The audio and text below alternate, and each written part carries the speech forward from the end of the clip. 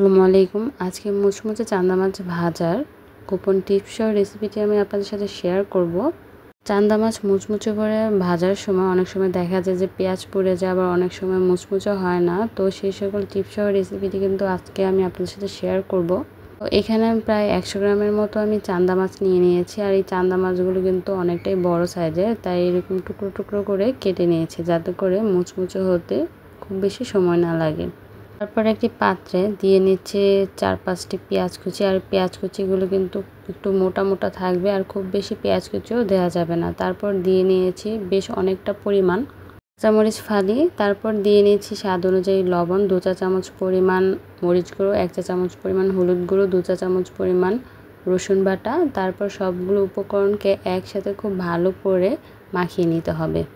অবশ্যই মনে রাখবেন যে মাছ দেওয়ার আগে কিন্তু এই সবগুলো উপকরণকে কচলিয়ে মাখতে হবে। আর মাছ দেওয়ার পর কিন্তু খুব বেশি কচলাতে হবে না, জাস্ট মশলাগুলোর সাথে এভাবে আলতো হাতে মাখিয়ে নিতে হবে।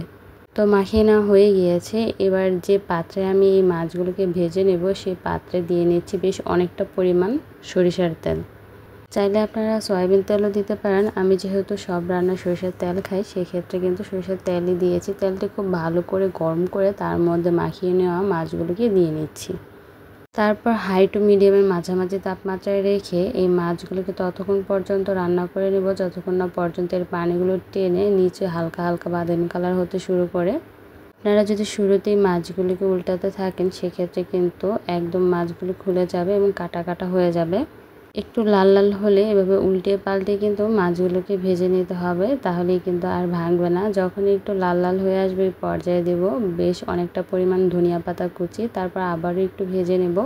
আর এভাবেই কিন্তু মুচমুচে চান্দা মাছ ভাজি করা হয়। তো গরম গরম ভাতের সাথে লেবু চিপে খেলে এই ভাজা মাছটি কিন্তু অসাধারণ লাগবে। তো রেসিপিটি ভালো লাগলে অবশ্যই ভিডিওতে লাইক দিয়ে আমার পাশে থাকবেন। সবাই ভালো থাকবেন। আল্লাহ হাফেজ।